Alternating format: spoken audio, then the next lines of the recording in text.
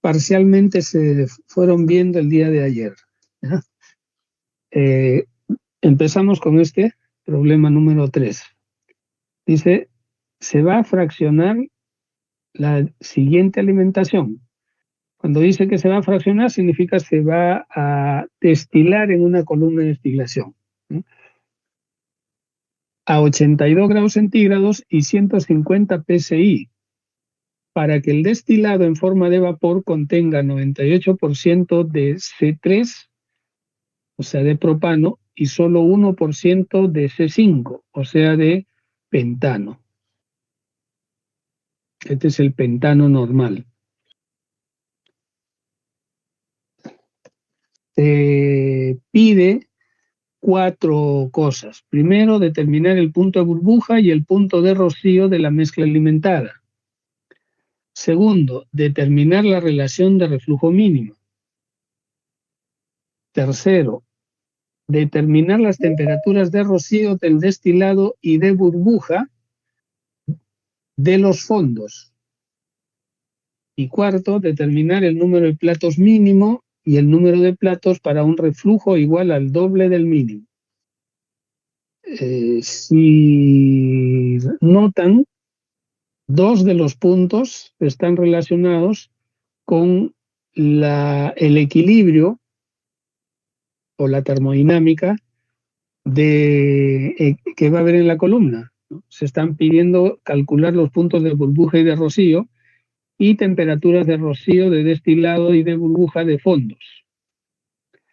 Y lo que es estrictamente relacionado con el cálculo de la columna es la relación de reflujo mínimo, el punto 2, y el número 4, que es el número de platos mínimo, y el número de platos para un reflujo, que es el doble del mínimo. Este problema es un problema que está en el libro de Keival. Lo estoy presentando como una explicación de ese caso, porque en el libro de Keival, que seguramente ustedes lo van a usar para el estudio, no está completamente explicado.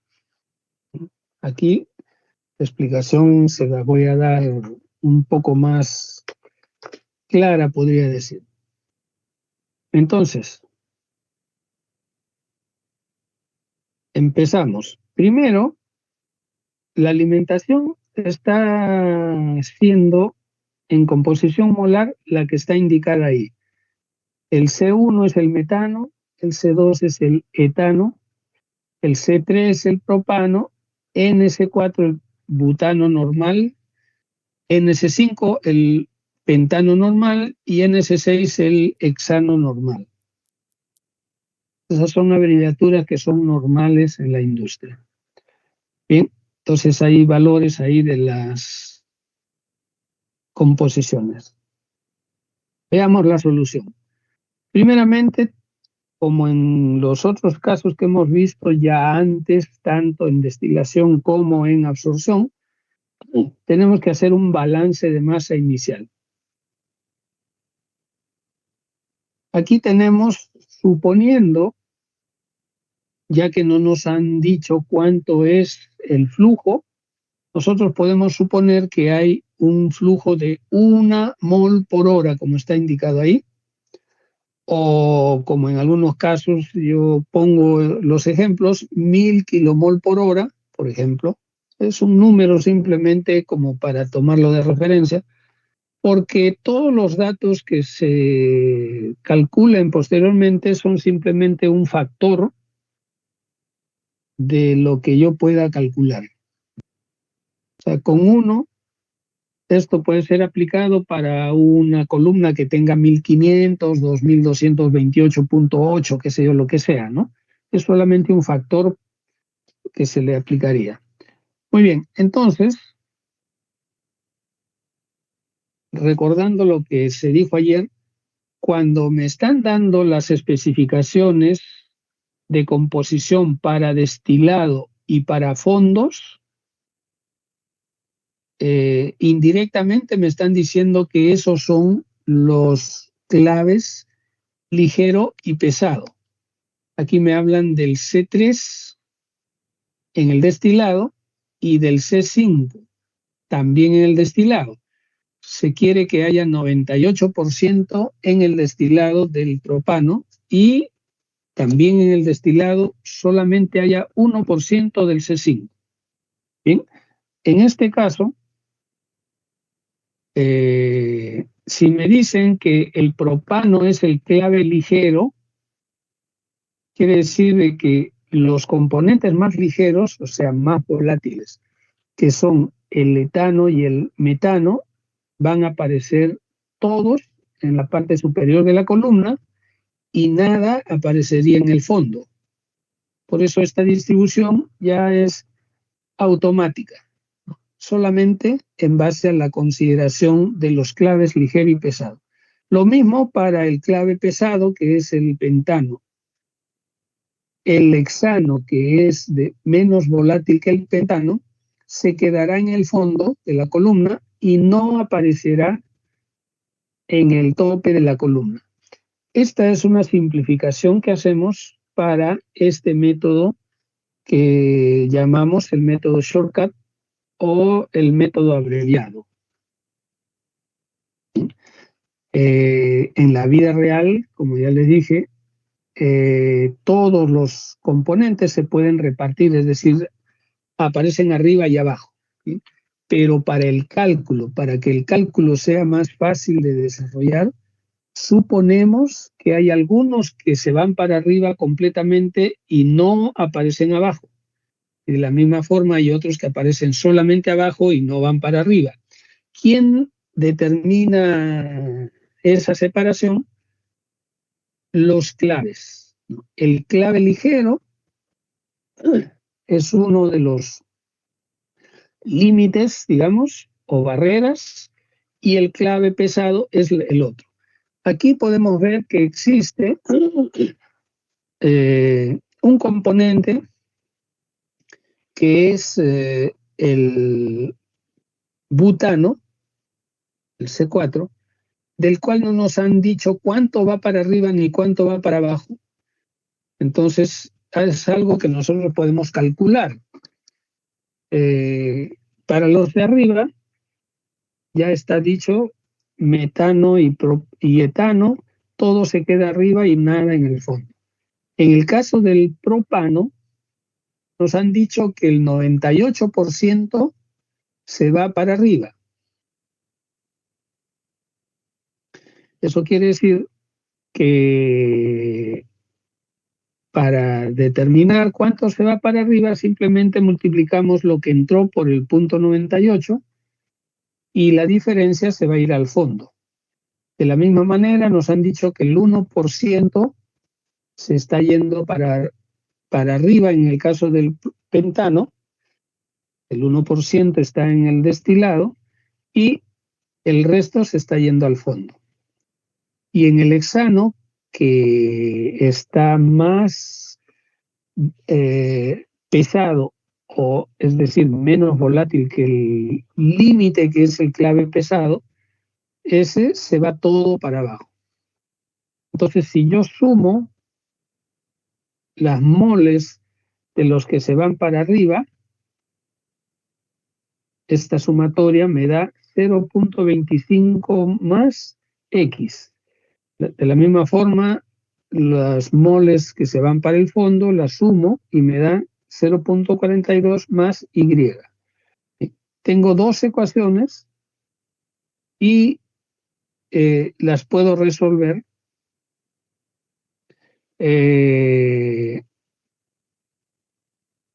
para determinar los valores de los componentes, en este caso del componente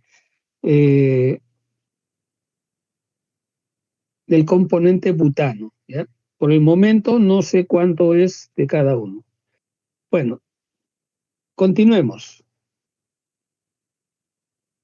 Estos son los parámetros de las ecuaciones de IPPR para calcular la presión de componente puro de cada una de estas sustancias. Acá se está dando la composición de entrada de la alimentación.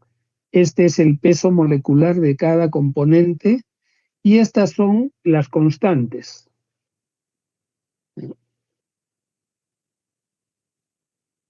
Luego, en el libro de Table se da una forma de calcular la fracción de vapor que está entrando con la alimentación. Bien, miren, en este caso hay una temperatura que es 82 grados y una presión. A priori, o sea, al inicio, sin conocer el estado, no podemos saber si en la alimentación está entrando todo como líquido, todo como vapor o una mezcla de vapor y líquido. Entonces, para realizar la determinación, hay un cálculo que se da en el libro de Treival que yo lo voy a explicar acá. En el libro de Treival se dan unas ecuaciones que son estas que están aquí. Estas ecuaciones son resultado de la aplicación del balance de masa en un tambor flash o simplemente si yo tengo una alimentación y sé que esa alimentación tiene una parte de vapor y una parte de líquido, el vapor y el líquido tienen que estar en equilibrio. Cuando nosotros hacemos el dibujo de eh, el dibujo del temperatura versus composiciones, cuando está por debajo de la temperatura de burbuja, todo es líquido. Cuando está por encima de la temperatura de rocío, todo es vapor. Pero cuando está en el intermedio, hay una mezcla de vapor y líquido. Voy a hacer un diagrama aquí. Esto es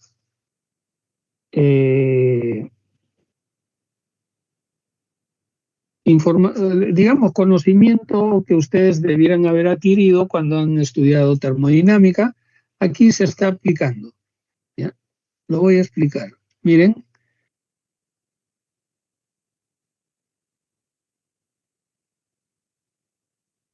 digamos que esta es la curva de puntos de burbuja.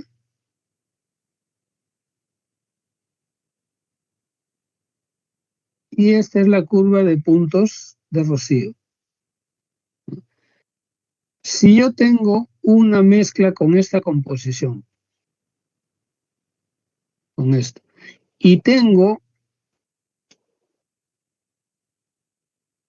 esta temperatura,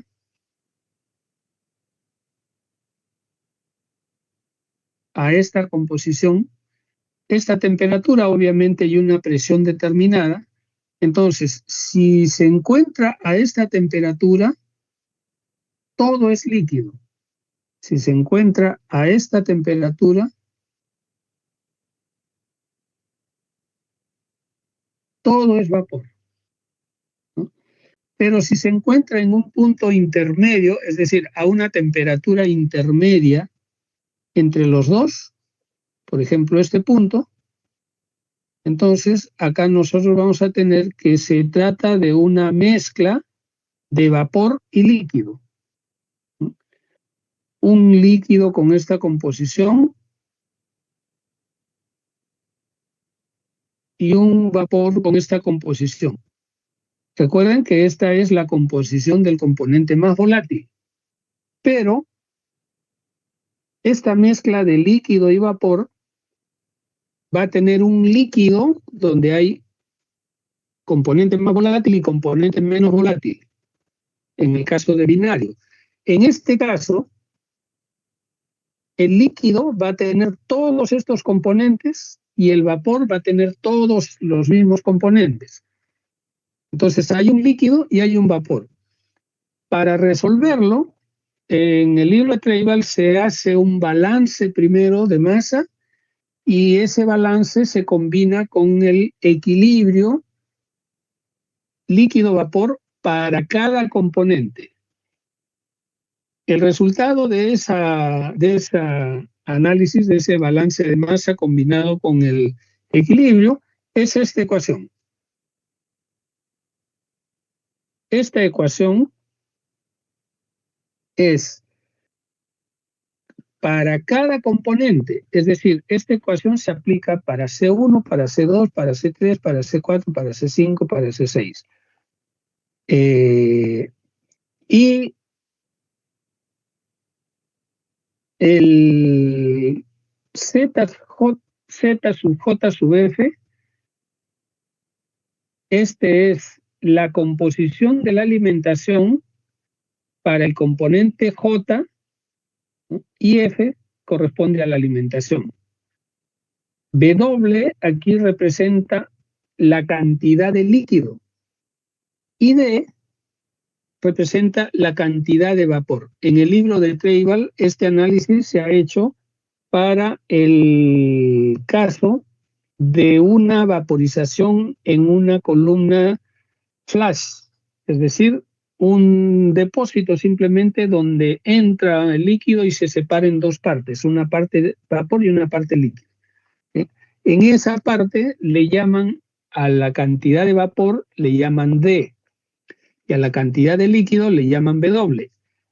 Entonces, como en ese problema se está resolviendo con estas características, pero no hay mucha explicación sobre cómo se realiza, yo se los estoy haciendo acá para que ustedes lo tengan con más claridad, porque ustedes podrían utilizar este método para cualquier otro caso equivalente. Es decir, para el caso en el cual ustedes tienen una mezcla de líquido y de vapor, eh, pueden utilizar esta ecuación.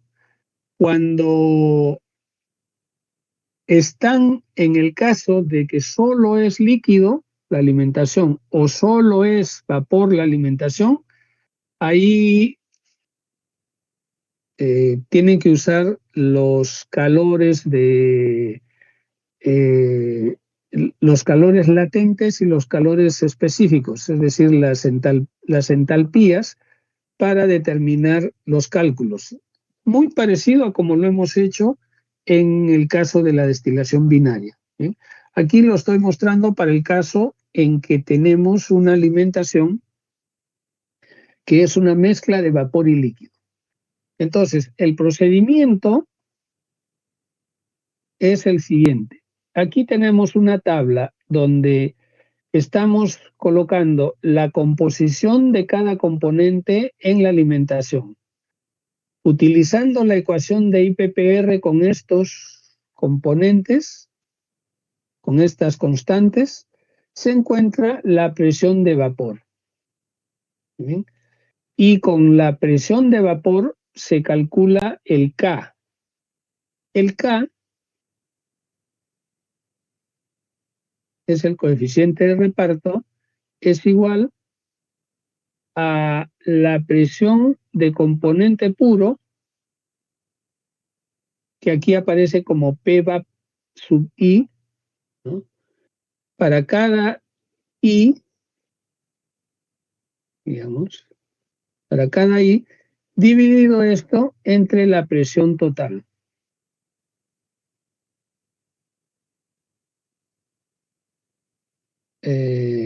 KI. Muy bien, este es el coeficiente de reparto. Entonces está calculado acá, ¿eh? En la cuarta columna, aquí. Luego, esta columna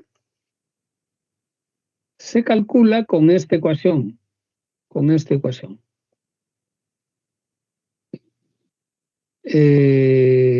Y una vez vez que tengo esta ecuación, sumo los valores que he encontrado y me debe dar 1.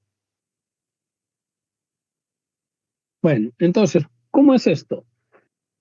Primero, doy un valor a W, un valor a W. Después de que le doy un valor a W, miren esta ecuación, la suma del vapor y del líquido que esté entrando en la alimentación tiene que ser igual a lo alimentado, F. Entonces, si yo doy un valor, recuerden que esto, para el caso que estoy resolviendo, supuse que en total estaba entrando 1 kilomol por hora a la columna. Por lo tanto, si entra 1 kilomol por hora, yo puedo suponer, por ejemplo, para empezar, que W es 0.5 y D será 1, un kilomol por hora, menos W, que es 0.5 kilomol por hora. Entonces, el primer cálculo me va a dar como para D 0.5 kilomol por hora. Luego divido el valor de W entre D, ¿no? Este valor que he supuesto entre este cálculo me da un valor. Para este primer cálculo esto va a ser 1. Entonces con este valor lo reemplazo acá para cada componente y calculo estos valores. Al final, después de hacer el cálculo, lo sumo. Es esta la sumatoria, ¿no? Y la sumatoria tiene que darme 1, ¿no? La suma de todas las fracciones molares tiene que dar 1. Cuando encuentre un valor de W que al hacer todo este cálculo me da 1, entonces ahí he encontrado el valor correcto para W. Y ya está resuelto entonces el problema, porque el W es el flujo de líquido. Cuando yo lo divido entre el flujo total, o sea, W entre F en este caso, eso va a ser igual al Q. ¿Recuerdan el Q? Para el caso binario, entonces el Q lo calculo así y el Q es necesario para poder calcular posteriormente la distribución de los componentes y el número y la relación de reflujo mínimo. ¿Muy bien? Entonces, aquí ya se hizo una iteración.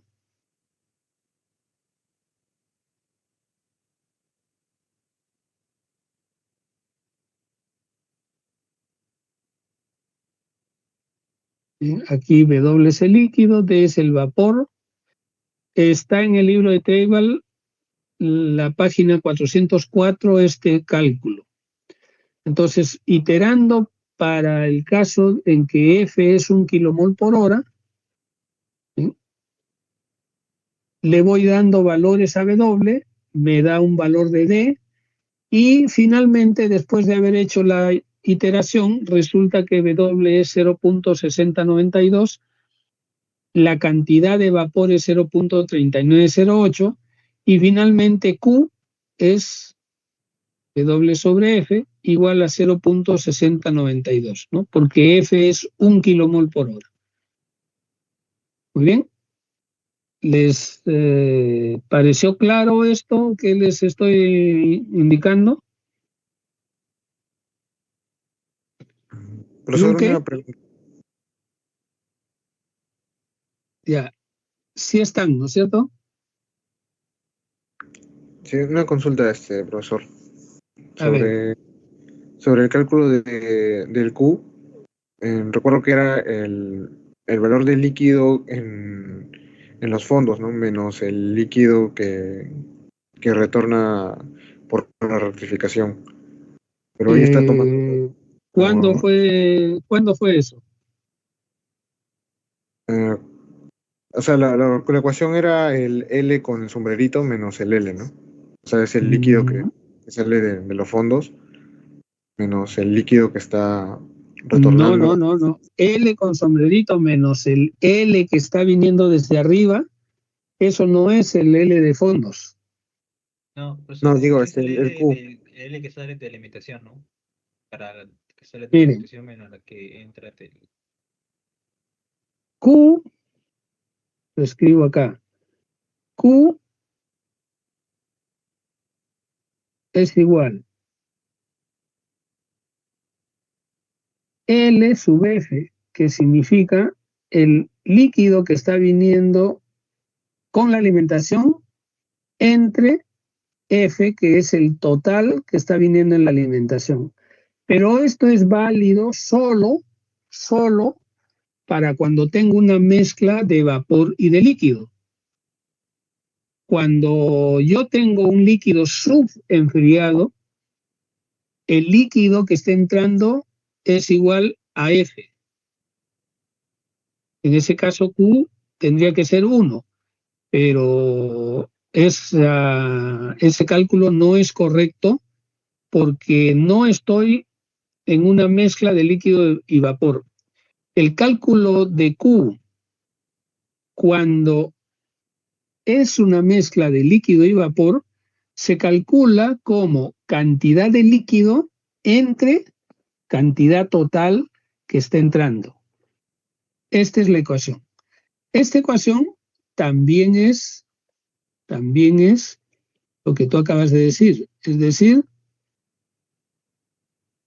L con sombrerito menos L sin sombrerito sobre F.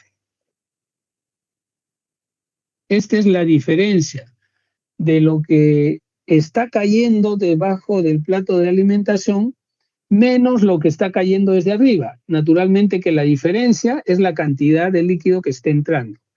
Pero aquí no hay nada que diga que esto es una cantidad de líquido que está saliendo por el fondo. Un momentito voy a conectar mi cable.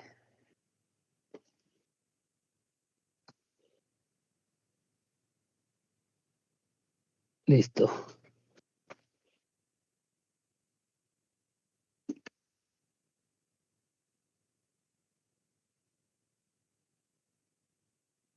Listo. Entonces, ¿lo tienen? ¿Estás ya claro? No recuerdo quién fue quien hizo la consulta. Sí, profesor, gracias. Y ya, Ubilla, ¿no? Listo. Entonces, está aclarado cómo se hace este cálculo.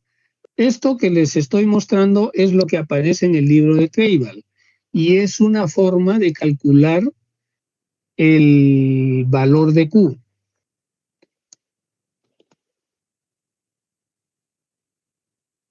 Bien, pasamos entonces, continuamos.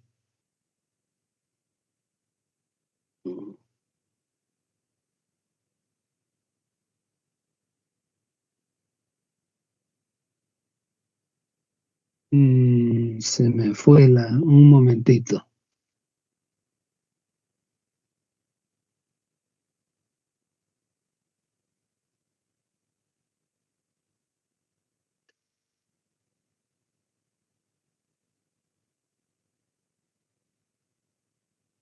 Un momentito que se...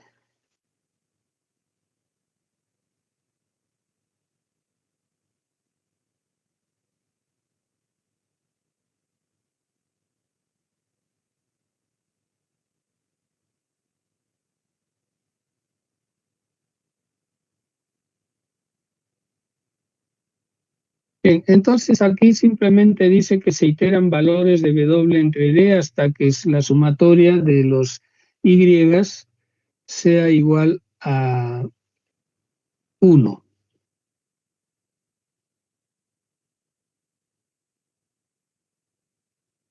Bien, ahora, en los cálculos que se dijo ayer que eran cálculos abreviados, requieren que nosotros trabajemos con una temperatura promedio entre la temperatura de rocío del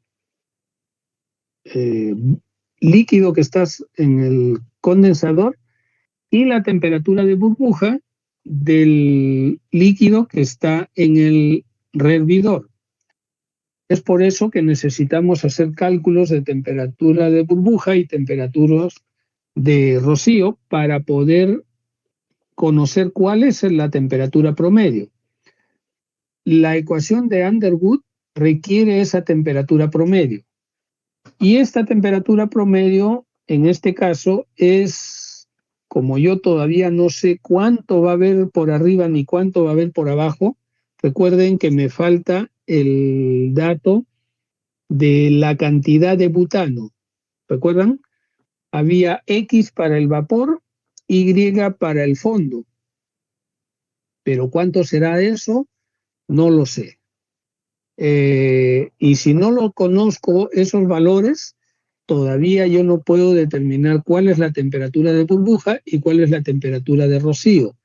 En ese caso, voy a tomar un promedio.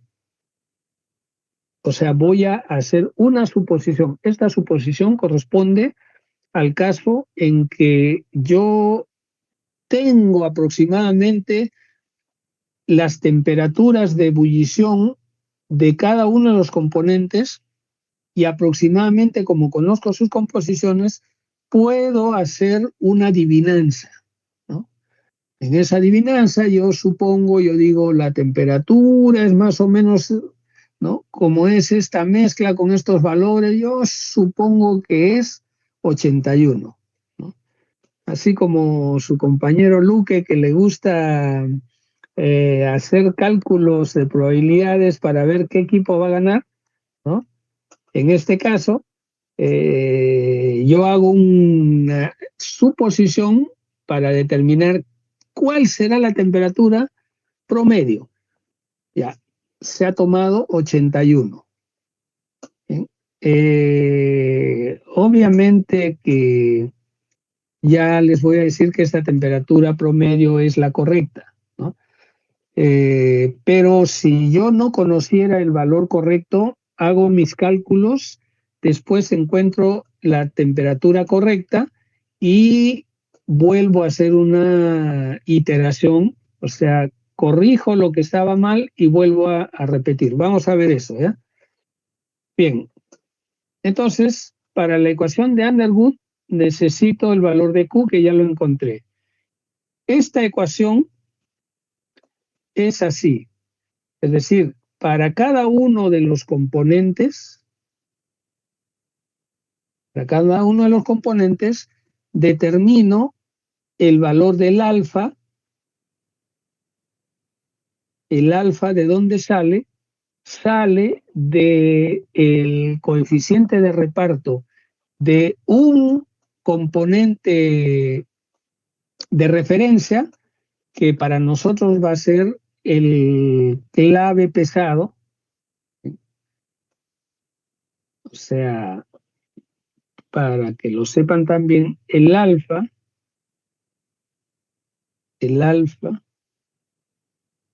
para el componente J es igual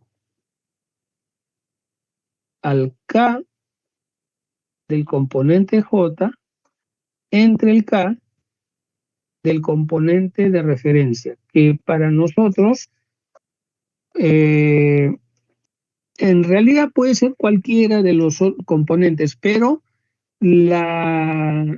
es conveniente porque se facilita el cálculo que sea el K del clave pesado. Esto es el alfa J. Muy bien. ¿Qué significa esto una vez más? Que yo tengo que calcular el KJ para esta temperatura que es supuesto que es la temperatura de promedio, ¿no? El ZF es un número ya fijo, que es dato. El mismo alfa J acá, y este phi, como les dije, es una constante cuyo valor voy a tratar de encontrarlo dentro de un momento. Luego Q ya saben que es el valor calculado previamente, que si fuera alimentación en el punto de burbuja, aquí yo tendría el valor de ¿cuánto antesana?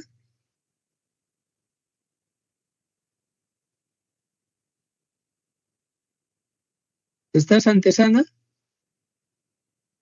No Sí, está. profe. Sí, sí. Ya. ¿Y cuánto es el valor que corresponde cuando el valor de Q cuando la alimentación es en el punto de burbuja?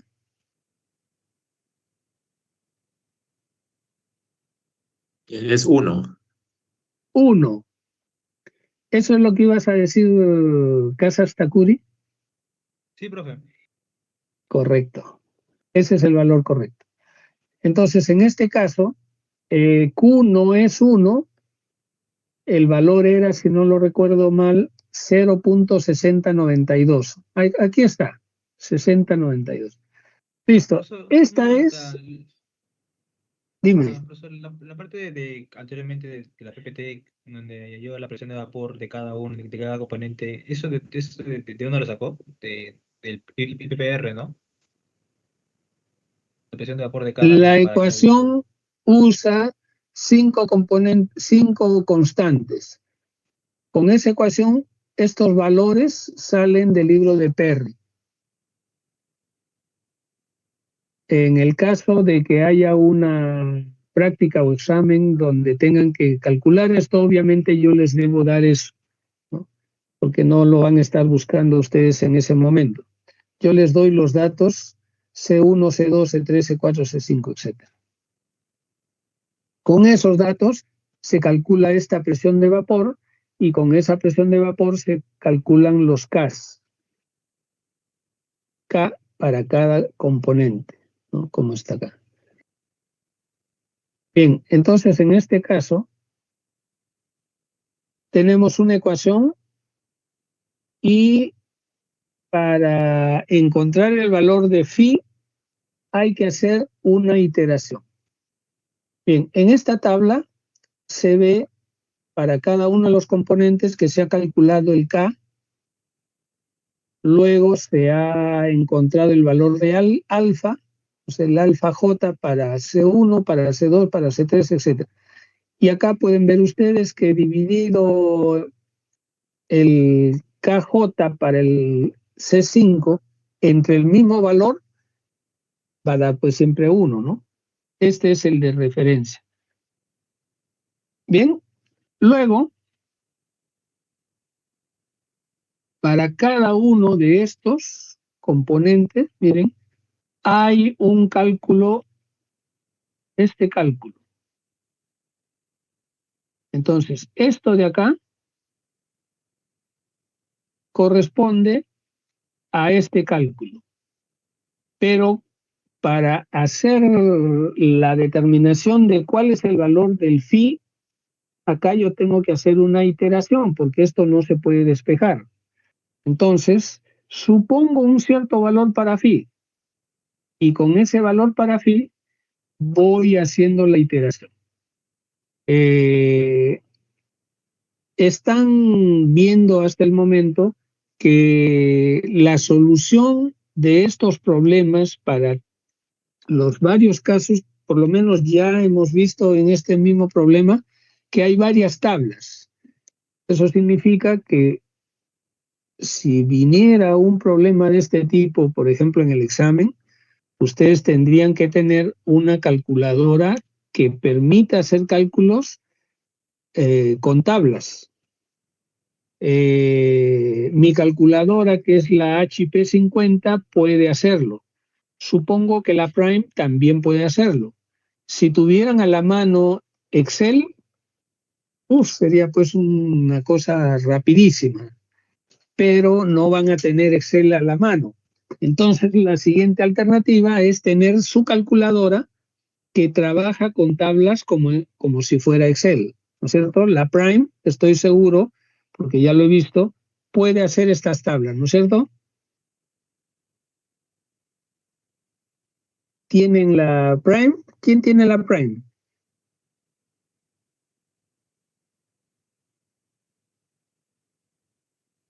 Casas Takuri, ¿tienes la Prime? Sí, profe. Ya. ¿Y has trabajado con tablas? Ah, no, profesor. Entonces sería bueno que vayas practicando, por si acaso. Profesor, es más que todo cuestión ya dejarlo programado, porque está programando el plan examen es muy tedioso, la verdad. Porque que en el HP se puede hacer, me acuerdo, pero tienes que programarlo días antes para no tener esa dificultad. Bueno, no conozco el uso de la Prime. Eh, en mi calculadora, la HP 50, yo puedo trabajar con tablas, pero como tú dices, en mi calculadora yo tengo que tener ya, digamos, los esquemas preparados para los cálculos, porque, por ejemplo, esta es una tabla que tiene 2, 4, 6 componentes. ¿Qué pasa si tengo una de 8 componentes o de 4 componentes? Me cambian la tabla, ¿no es cierto? Pero si yo tengo mi ya esquema preparado para cualquier número de componentes, entonces es posible que se pueda hacer eso. Un momentito que voy a anular. Ya, listo, continuamos. Eh, pero sí, he visto a los alumnos con la Prime que pueden hacer sus tabulaciones y hacen sus cálculos, ¿no? Repito, yo no conozco cómo funciona la Prime, solamente sé lo que he visto. Bien, bien, entonces acá miren, se va haciendo una iteración para conseguir que con este valor obtengamos este resultado. O sea, voy iterando valores para phi. ¿Bien? Ahora, les dije que cuando tengo un componente intermedio entre los dos claves, estos son los claves, y tengo un componente intermedio. Entonces, si tengo un componente intermedio, necesito calcular dos valores. Por eso es que aquí están apareciendo dos columnas. Una columna para calcular un valor intermedio entre estos dos, o sea, por acá, digamos, un valor por acá, ¿bien? Y otro valor intermedio, en este caso, que sería para valores intermedios por el otro lado, ¿no? Por eso acá estoy obteniendo dos valores. Los valores, bueno, acá tengo dos valores para el NC4. Aquí está la explicación, ¿no? La iteración dice produce un phi igual a 6.29 y un phi igual a 1.51, que son intermedios. Por ejemplo, este es intermedio entre estos dos, ¿no? O sea, el 6 está entre 2 y 8, y este es intermedio entre 2 y 1, o sea que está por acá, ¿no? Ustedes pueden encontrar valores para los otros, o sea, pueden encontrar un valor intermedio acá, uno acá, uno acá. Esa es porque tengo varios términos acá, ¿no? Es una ecuación de grado 1, 2, 3, 4, 5, sexto grado. Dime, Brian, ¿no? Profesor, la parte de cómo yo el fin no entendí. O sea, hay el cal, luego el alfa, y el fin cómo lo hallo. O sea, sé que hice por iteraciones, pero esa parte no entendí. A ver, Ah, ya, la ecuación de arriba, ¿no? Que parece, lo hago solve y sale el sí, ¿no? Que tiene que salir sí, exacto. sí. Y tengo que encontrar un valor de phi intermedio entre los alfas. En este caso, como tengo un término que está intermedio, este es un clave y este es el otro clave, ¿no? Entonces, necesito encontrar un valor intermedio entre estos dos números y intermedio entre estos dos números.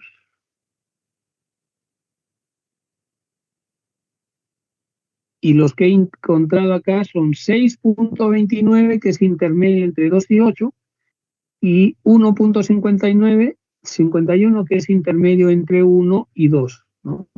Entre estos dos. Esos Profesor, son los valores de phi.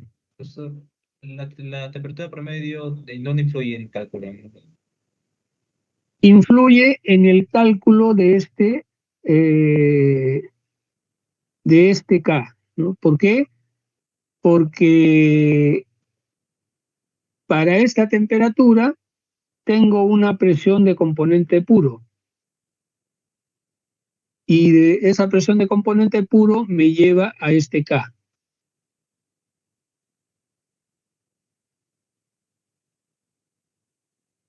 O sea, Ya, profesor. ya lo tienes, ¿no? O sea, con esta Sí, sí, sí. temperatura encuentro la presión de vapor, y con la presión de vapor encuentro el K, que es esta columna. Aquí ya no aparece la presión de vapor, pero yo podría hacer una tabla que tenga también presión de vapor, ¿no? Pero es el anterior creo que era a la temperatura de 82 Celsius, 82, ¿no? Este de acá es 81. 82. Eso fue para otro cálculo. Sí, sí, sí. Ya. Bueno, entonces, con esto calculado, ahora paso a la siguiente ecuación. Bien, esta flechita está indicando dónde se encuentra intermedio, este valor y este otro valor. Ahora, la segunda ecuación de Underwood es esto de acá.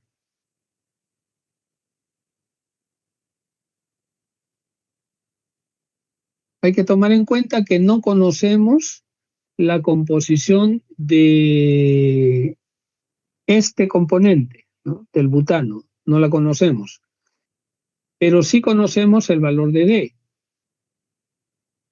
que es el balance global que hemos hecho. Entonces, me falta conocer este valor. Eso, miren,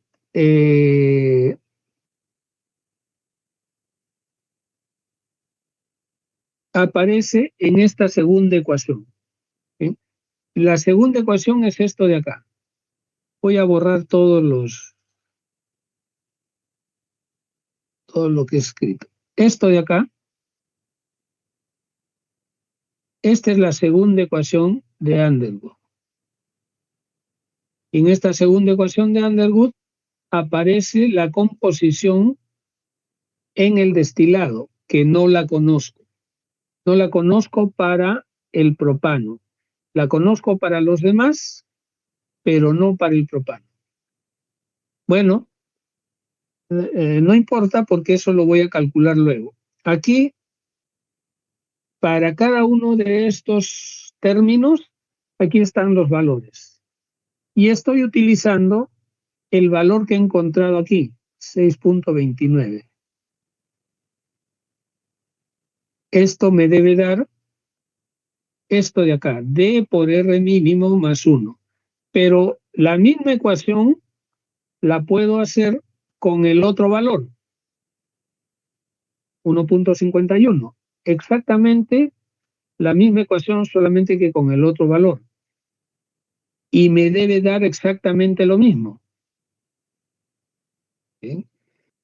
Entonces, aquí yo ya voy a tener dos ecuaciones con dos incógnitas. Esta es una incógnita y esta es la otra incógnita. Este D yo lo conozco. Muy bien. Entonces borro esto para pasar a la siguiente diapositiva. Acá dice dos incógnitas, ¿no? Están marcadas las flechas. Requiere dos valores de phi en dos ecuaciones. Y ya los he tenido esos dos valores de phi obtenidos por iteración. Luego, las dos ecuaciones simultáneas.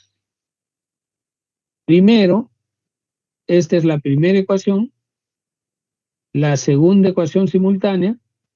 Entonces, operando simultáneamente, encontramos que esto vale 0.1402 moles y esto vale 0.5892. Reemplazando,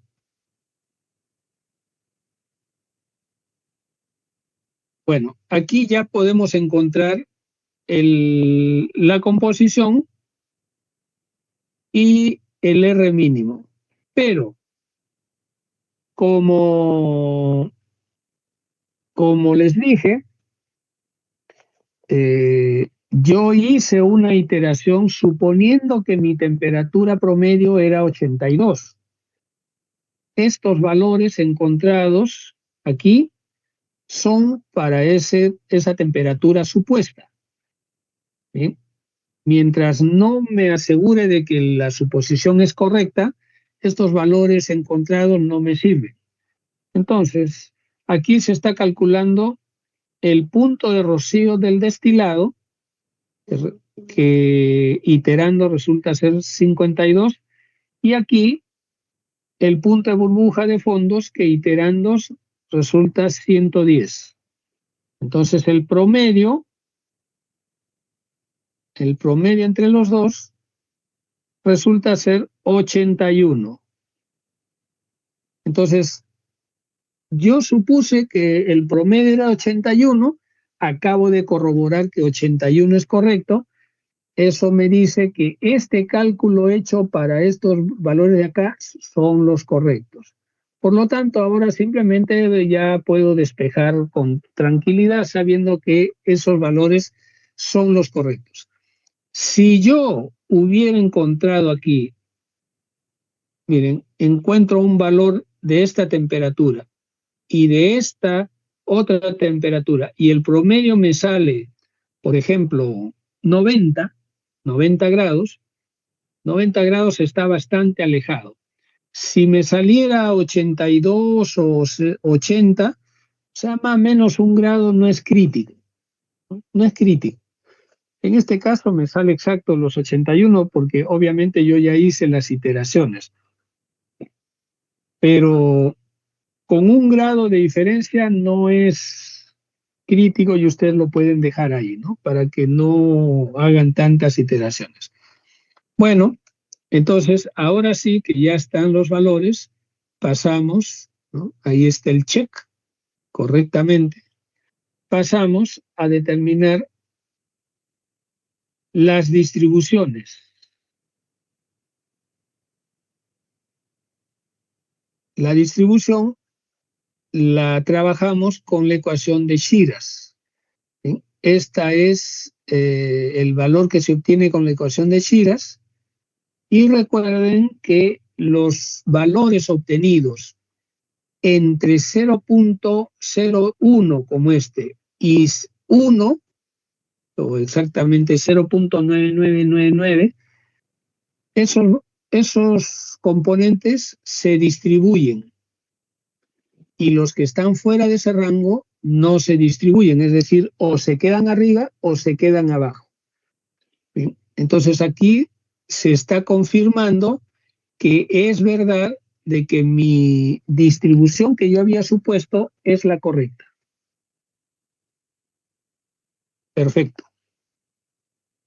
Ahora, el reflujo mínimo y reflujo operativo de los datos previamente encontrados en las ecuaciones simultáneas, encontramos que el reflujo mínimo es 0,51 y para el reflujo operativo le damos el doble, sale 1,02. ¿Bien? Luego viene el número mínimo de platos. El número mínimo de platos es calculado ya con una ecuación que requiere conocer el K del clave ligero y del clave pesado en el destilado y en el fondo. Estos valores ya han sido calculados en diferentes momentos. Por ejemplo, fueron calculados anteriormente, de tal manera que ya no necesito volver a hacer una tabulación por esto de acá. Simplemente saco el promedio, o sea, aplico la ecuación. En este caso, con estos valores da 8,68. Y la siguiente ecuación es la del número mínimo de platos. Aplicamos los valores encontrados, también se conocen las composiciones para el clave ligero, para el clave pesado, tanto en el destilado como en el fondo. Y esto de acá es lo que se ha calculado en esto. Entonces, finalmente encontramos que el número mínimo de platos es 2,93. ¿Para qué me va a servir este número mínimo de platos? Para encontrar el número de platos efectivos o reales. Para ello, vamos a utilizar la ecuación de Gilliland. La ecuación de Gilliland utiliza este término como, como valor X, calculado 0,2523. Esta es la ecuación de Gilliland. Esto de acá encontramos que vale 0,4174. Entonces se puede despejar el número de platos n y resulta así. Muy bien. Listo. Hasta ahí ya terminamos con el caso de encontrar esta columna por el método shortcut. ¿Qué les parece el método?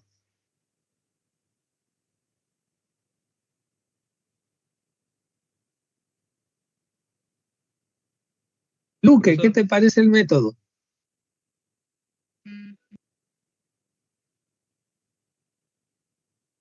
Solamente interesante.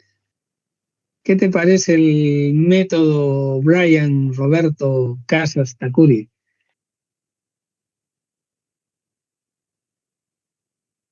Profesor, veo que depende mucho de la temperatura promedio que nosotros le coloquemos para poder hallar todo lo demás.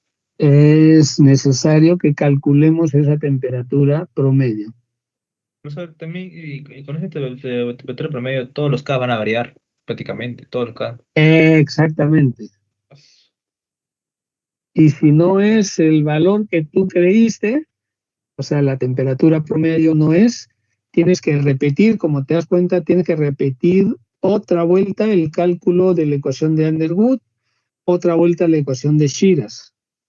Y bueno, hasta ahí, una vez que ya has hecho las repeticiones necesarias, la ecuación de Gilliland y la ecuación que viene posteriormente, que aquí ya no se nos pide, pero posteriormente viene la ecuación de Fenske, todas esas requieren que antes hayamos hecho el cálculo con la temperatura promedio correcta.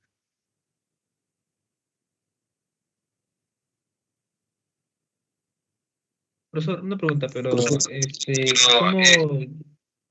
¿cómo yo sabría que o sea, antes, digamos que coloco la temperatura de promedio que yo pongo, no sé, 100 grados Celsius, esta vez hubiera sido, no hay una forma de como que tener como que una referencia de por dónde está la temperatura promedio para no estar como que yéndome muy lejos y haga más interacciones de lo normal? Ah, para eso, tú haces una aproximación inicial con las composiciones que sí conoces. Retrocedo todo. Aquí. Aquí ustedes están haciendo un cálculo para determinar las composiciones primero de la alimentación, ¿ya? Si es que ustedes tuvieran, miren, una distribución conocida para X y para Y, ustedes podrían hacer una aproximación. Bueno, si lo conocen, obviamente ya está resuelto el problema, pero para este caso no lo conocen. Ahora, si ustedes no los conocen, por ejemplo, ¿cómo lo pueden hacer? Para esta presión, ustedes pueden hacer una estimación, porque lo pueden hacer con las ecuaciones de IPPR para ver cuál sería la temperatura en la cual la presión de vapor es 150 psi. Entonces tienen una temperatura, otra temperatura, otra temperatura, y entre todas ellas sacan un promedio. Un promedio, por ejemplo, para C1, como es solamente 3 de 100, o sea, el 3%, quiere decir que no es tan influyente. Este es un poco más influyente, pero los más influyentes son el C3, el C4 y el C5. ¿Ya? Ustedes podrían sacar un promedio, yo diría, la temperatura aproximadamente del butano, esa es la temperatura más influyente y por lo tanto yo podría decir de que esa es la temperatura promedio. La temperatura de ebullición del butano a esta presión. Eso implica que yo tengo que usar estas ecuaciones, o sea, la ecuación de IPPR, para encontrar esas temperaturas. Ese es un paso adicional, pero me puede ayudar a no tener que hacer tantas iteraciones. ¿Me entiendes? Sí, profesor. Ahora, lo que quiero pues es que ustedes tomen nota es de que este es un problema con muchas iteraciones. Profesor, supongo que esto no creo que pueda venir para el examen, ya que faltaría tiempo. Pues estos han sido, bueno, esto no, este no exactamente, pero han habido problemas de examen anteriormente que consistían en resolver lo que les acabo de decir. Profesor, pero supongo que usted ya me daba el dato de la temperatura promedio, supongo. No, esa temperatura promedio ustedes la calculan,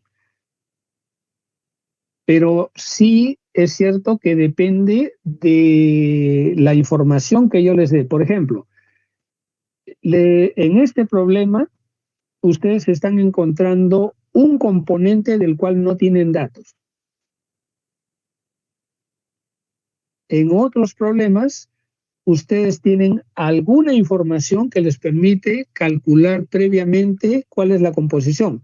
De esa forma ya no tienen que estar haciendo las iteraciones. ¿Por qué? Porque ustedes pueden encontrar la temperatura del punto de burbuja en el fondo y la temperatura del punto de rocío en el tope sin necesidad de iteraciones. De esa manera pueden encontrar la temperatura promedio rápidamente y ya no necesitan hacer iteraciones en este paso. O sea, aquí la temperatura promedio es supuesta y se tiene que iterar porque no tienen el dato. ¿Cuál dato? El de la composición de este componente. Pero si tuvieran la composición de este componente, entonces pueden encontrar todos los valores. Por ejemplo, aquí requieren una composición, ¿no es cierto? Esa composición ya la van a conocer porque al conocer lo que hay aquí, entonces inmediatamente ya está resuelto, ya no hay necesidad de iteración. Aquí se está iterando porque no hay forma de encontrar una temperatura promedio si no conozco la composición de este componente en el destilado y en los fondos. Pero bueno, en esta ecuación requiere la del destilado. ¿Ya? Entonces, el asunto acá es que este es un método que requiere pues mucha iteración. La única manera de que ustedes puedan resolver este problema en un examen o en una práctica es con su calculadora preparada para las iteraciones. Si no tienen esa calculadora preparada para las iteraciones o vienen con una calculadora que no hace iteraciones o que no hace esa preparación, por ejemplo, de tabulaciones, entonces están perdidos, pues. Lo van a poder hacer, pero se van a demorar mucho más y no, en el tiempo del examen no lo van a poder completar.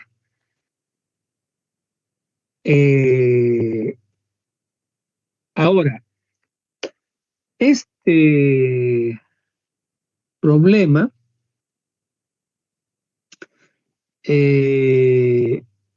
si ustedes lo revisan, pues aparece en el libro de Table, lo que significa que ya en mi época de estudiante, estas cosas se calculaban a pesar de que no había calculadoras. Pero esto no era pues para un examen, ¿no? Esto era para una semana en su casa cada uno, por lo menos. Además, en la actualidad, con la existencia del software, HYSYS, DWSync, Aspen Plus o Aveva, qué sé yo, todos esos, estos cálculos ya resultan pues una tortura, ¿no?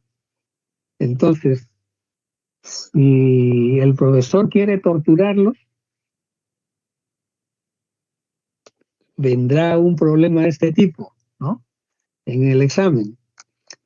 Yo creo que les adelanto de que no les voy a poner un problema de este tipo en el examen, pero es posible de que parte del problema sí se pueda presentar en un examen. O sea, no el problema completo, pero por lo menos una parte sí se pueda requerir, ¿sí? Y por eso es que les voy a mostrar soluciones de otros problemas equivalentes. Profesor, ¿Sí? una pregunta. Cuando dijo que nos daba ya la composición en el destilado, con eso ya podemos hallar la temperatura de burbuja, digo, la temperatura de rocío, y ese temperatura de rocío se halla con lo que enseñó la clase de ayer, ¿no? Con las interacciones de... Claro, claro, porque eso ya es parte del equilibrio líquido-vapor. Y el equilibrio líquido-vapor lo hemos visto hace como 5 clases, 6 clases atrás, por lo menos. Y eso es algo que ustedes han estudiado en termodinámica. Yo les hago el recordatorio, considerando pues de que ha pasado tiempo y quizá su memoria no está tan fresca, ¿no? Bien, veamos el siguiente problema. Dice, se va a destilar una mezcla con la composición mostrada. Se desea obtener en el fondo menos de 1% del N-octano alimentado y que en el destilado haya menos de 1% del N-nonano. Asumir que en la columna la presión es constante a una atmósfera. La mezcla se alimenta en el punto de burbuja. Usar el método shortcut y considerar mezclas ideales. Calcular punto de burbuja de alimentación y de fondo, punto de rocío del destilado. Esto es algo que permanentemente se necesita y se pide para la destilación multicomponente. Para la destilación binaria no es necesaria, pero para la destilación multicomponente sí. Entonces ustedes tienen que saber cómo hacerlo. El número mínimo de platos, el reparto de los componentes en destilado y fondos, el reflujo mínimo, el número de platos para un reflujo 2 veces el mínimo y estimar el plato de alimentación. Aquí hay un requerimiento mayor al que había en el problema anterior. Sin embargo, aquí hay una facilidad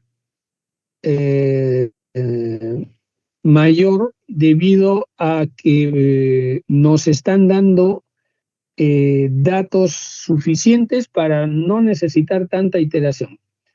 Veamos, estos son los componentes, estos son sus constantes y estos son las composiciones de la alimentación. En flujo molar están estos datos. Bien, nos están dando, fíjense, octano y nonano. Quiere decir de que estamos con 2 componentes claves sucesivos y en el intermedio de ellos no hay ningún componente. Ya con eso nomás ya tenemos simplificado el problema, porque sabemos que, por ejemplo, no tenemos que hacer una solución simultánea debido a que solamente hay un feed por calcular. Adicionalmente, como me están dando composiciones para lo que quiero en el tope y en el fondo, voy a tener todas las composiciones del destilado y todas las composiciones en el fondo. Por lo tanto, al resolver la primera pregunta que dice encontrar el punto de rocío y el punto de burbuja, al encontrar esas temperaturas, ya estoy encontrando lo que necesito para la temperatura promedio. Quiere decir de que tampoco necesito hacer iteración para esa temperatura promedio, ¿no?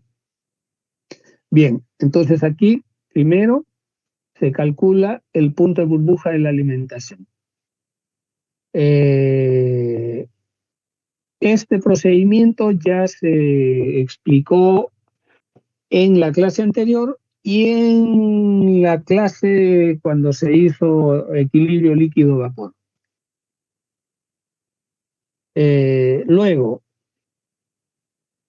aquí se está haciendo ya el cálculo para la determinación de las composiciones. Miren, acá ya tengo todas las composiciones para el destilado y para el fondo. Entonces, con esto ya no necesito hacer iteraciones, porque con esto ya puedo calcular la temperatura de rocío para este destilado y la de burbuja para este fondo. ¿Sí? Esto de acá es solamente para la alimentación. Esa es una de las cosas que se pide. Pero ahora me falta temperatura de rocío para el destilado y temperatura de burbuja para el fondo. ¿Sí? Aquí está el punto de rocío del destilado. Esto sí requiere pues una iteración, pero esta es una iteración más rápida. Se encuentra que la temperatura es 106 y acá 155. Entonces ya la temperatura promedio, miren, aquí es muy fácilmente, sumo esto más esto y lo divido entre 2, da 131.21. Ya está, no tengo que iterar para encontrar esta temperatura promedio. ¿Sí? Luego, chequeamos los componentes claves a la temperatura promedio para saber si distribuyen o no. El octano y el nonano son los que distribuyen y los otros no distribuyen, lo cual es correcto. Eso es usando esta ecuación de Shiras. Luego, con las ecuaciones de Underwood,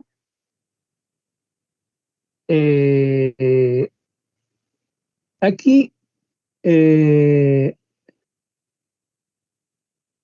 solamente necesitamos un valor de phi.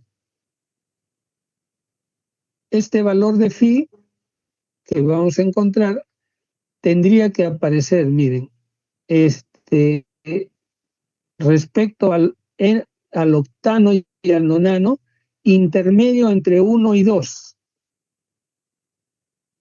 ¿Sí? Ese es el valor que se ha obtenido. Aquí se está obteniendo un segundo valor que está entre el octano y el heptano, que está aquí intermedio. ¿Sí? Si yo tengo alguna otra incógnita, por ejemplo, en este caso me falta el RM, pero todo el balance ya lo tengo. Bueno, de todas maneras, haciendo la iteración, se encuentra que el RM vale 0.8098, ¿no? Esta es la relación de reflujo.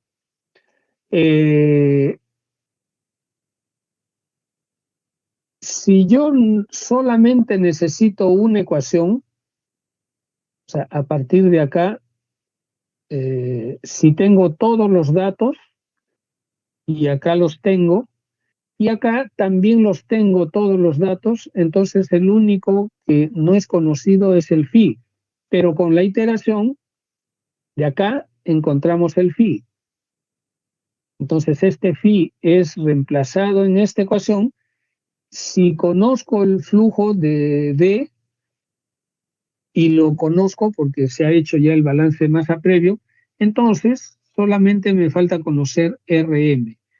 Para eso me basta un solo valor.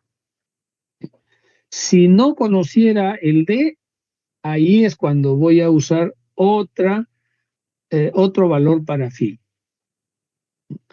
Acá dice, solo se requiere un valor de phi. Y ese valor de phi es el intermedio entre los componentes claves. ¿Bien? Usando ese valor, entonces se despeja y el reflujo mínimo está con este valor. Ahora pasamos al número mínimo de platos. Primero calculamos el promedio de alfa y luego se calcula el número de platos. Siempre recuerden que el número de platos se redondea al valor siguiente, ¿no? O sea, 12.04 se redondea a 13. Bien, el reflujo operativo R se duplica, ¿no? Si ya encontré un valor de RM, lo multiplico y con eso, utilizando la ecuación de Gilliland, que es esta, primero calculo el X y luego calculo esta ecuación y de ahí despejo N. Aquí el N sale 19.85, o sea, 20 platos. Finalmente, para determinar el plato de alimentación, se usa esta ecuación. Estos son todos datos conocidos. B es el flujo de fondos, D el de destilado, NR es el número de platos de la rectificación y NS el de agotamiento.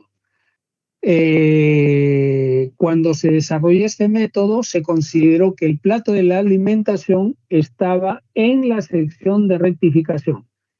Por lo tanto, cuando ustedes calculen y les pregunten dónde está, ¿no? Acá dice, se alimenta en el último plato de rectificación, es decir, encima de la sección de agotamiento. Bien. Aquí sale que son 10 platos de rectificación y 10 platos de agotamiento. Quiere decir que la alimentación se dará en el plato 10 contando desde arriba.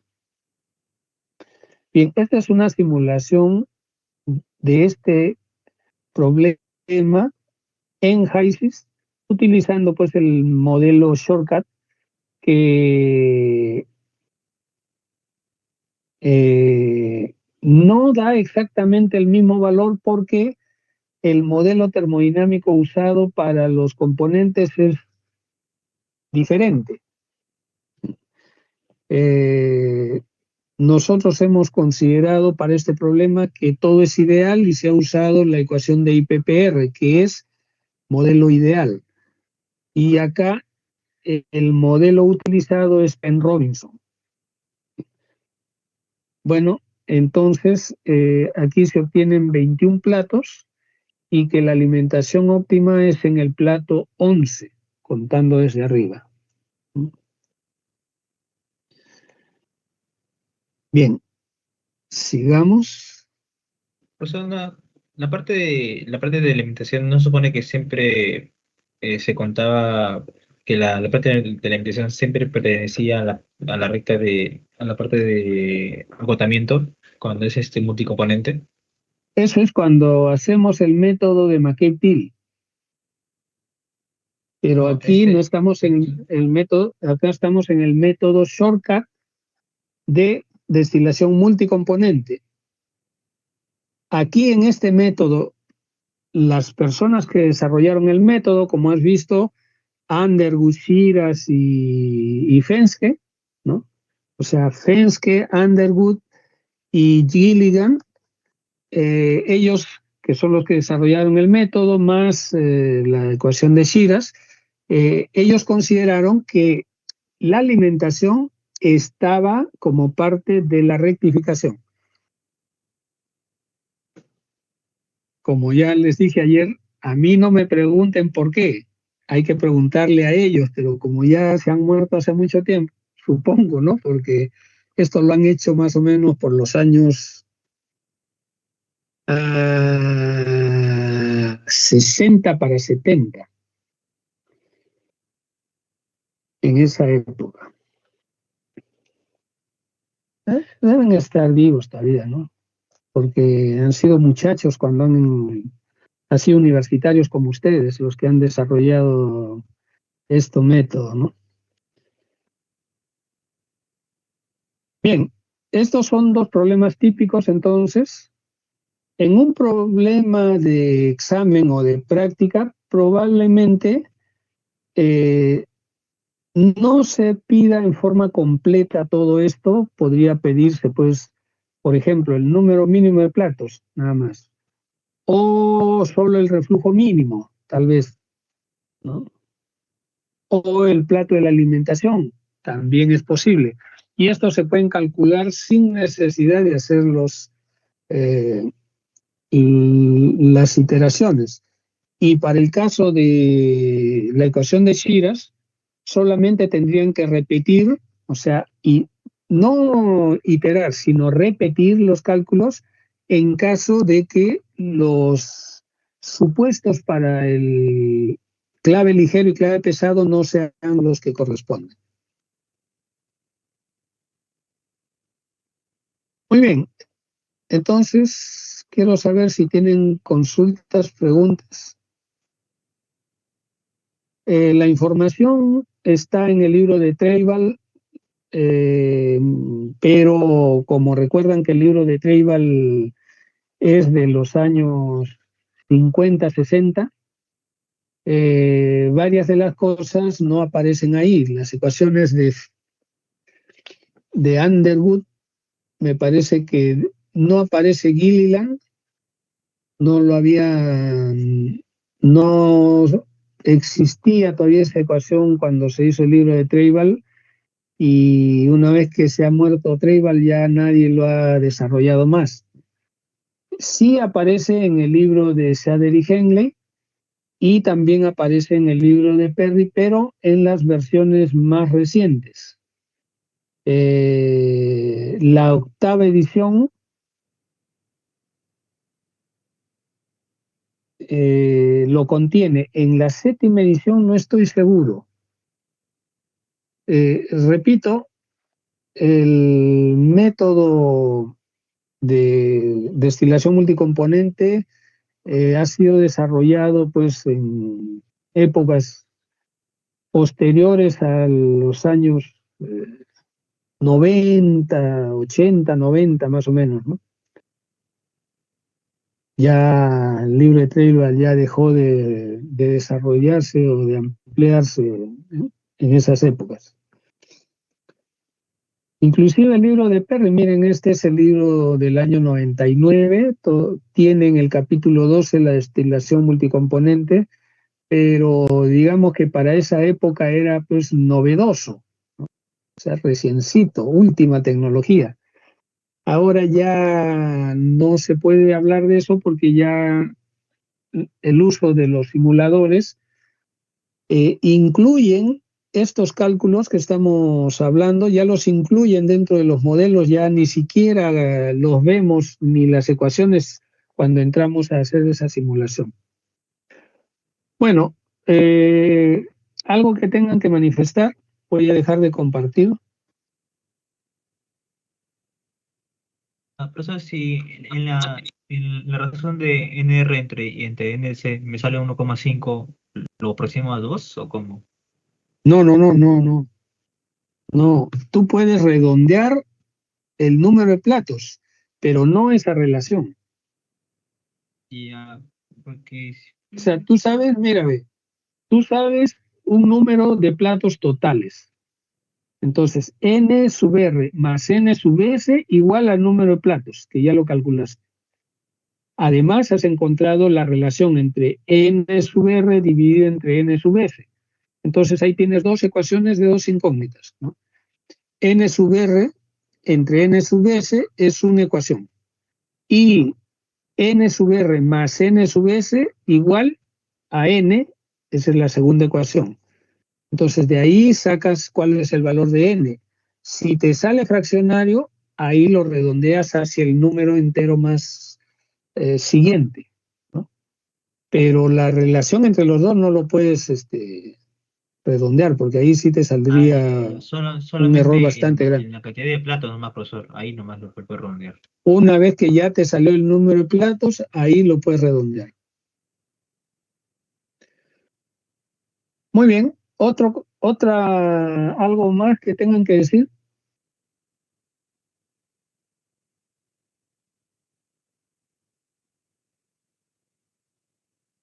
Nadie tiene nada más que decir. Entonces, damos por terminada la clase. Nos estaremos viendo a la próxima semana. ¿Mm? Sí, profesor, nos vemos. Hasta luego con Buenas todos. noches, profesor. Buenas noches para todos. Chao, profe.